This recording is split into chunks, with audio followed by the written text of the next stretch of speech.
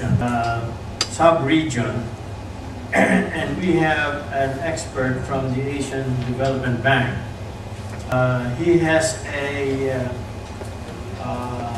doctorate on energy economics from the University of Pierre Mendès France in Grenoble, France. That university was named after one of the prime ministers of France in the earlier 50s. He's now the lead energy specialist of ADB, and I refer to Mr. Yongping Tsai. You have 10 minutes, please. Thank you. Thank you. Thank you very much. Actually, 10 minutes, that's enough for me. Thank you very much again inviting me here, this chance to talk about the situation. But somehow I don't feel very, very comfortable. Not only I don't have, because I don't have a very structured speech here like others, but also I think as from the presentation of our first speaker, you have major players in the power sector. If you look at that chart, that slide, you don't see ADB there. So I think that ADB is not a real, at least we can say it's not a major player, but I'm glad that I'm sitting in between DOE and then private sector and other major players here. So I just make a modest contribution to the discussion. In terms of reaction to the presentation and to other early speakers, I think that the government is currently taking very clear and efficient measures in dealing with the short-term issues, especially in those days during elections. At least the plans are in place. But I don't see very clearly what are the plans for medium and long term, although everybody is talking about medium and long term. For us, we believe that long-term solution, medium and long-term solutions have to be found with major players. Major players. We have DOE here, we have private investors, but there are a few major players who are not here, like Energy Regulatory Commission, like PEMC that's running wholesale electricity spot market, like NGCP operating Transco assets. ERC is so important, as Director J.S. Tamang just mentioned, that they have to be in a position to make sure that there is adequate cost recovery. At the same time, they have to protect consumer interests. It's a very challenging job and position in ERC, and very important. And PEMC, again, and Director Tamang has just mentioned that they have to introduce a reserve market. And that reserve market also requires ERC approval. So both of them are important in there. And NGCP itself. We had among the list of factors that contributed the problems in Mindanao, in Visayas, and also in Luzon somehow.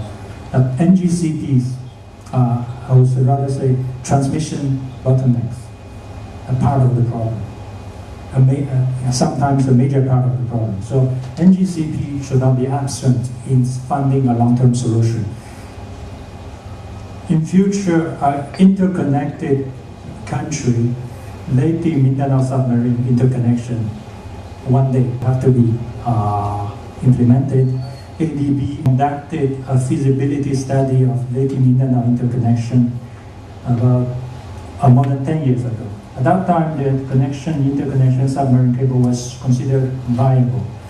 I'm not sure what would be today's conclusion if we repeat the study, because there's less surplus capacity here on the Leyte and Luzon side. And whether that link can be purely justified on the power flows between the island, that's a question mark. But in the medium longer term, again, I think that the interconnection is necessary because it's part of it to make sure that countries, one system, that from the system operational point of view, Also, in case of dealing these short-term problems, that would be very useful. What I don't believe, very, I can say, a kind of disagreement here is that I don't believe invoking Section 71 is part of a long-term solution. It is not. It is a short-term solution if you manage to get this through from Congress. But the reason is very simple. If in an area you wish to impose, invoke Section 71, that's emergency power for government to invest. If in that area, the private sector investors don't find it interesting enough to invest, and it will be the same for government. The government will be losing money in the same way. So there must be another solution to this. I think that instead of government committing budget to invest in power generation, maybe government can help to guarantee the distribution utilities like electric co-ops to buy power from private sector investors. How to make it clearer? Under IPERA, all distribution utilities, electric co-ops, have the obligation to buy adequate power. Strictly speaking, what we see in those slides shouldn't happen at all, because these distribution utilities and co-ops, they're supposed to contract enough power for their customers. If there is a shortage today, it's because they have not contracted enough power, theoretically speaking. So they are responsible for that. Of course, we understand why it is that, because even they want to contract power from investors, and investors have also their issues with this credit worthiness of these same utilities. So there's some kind of distrust on both sides. It's not easy to enter into a long-term power solution contract. So maybe the government role, or through government own financing institutions, they can provide guarantee to these distribution utilities when they enter into long-term contract with private sector investors. That's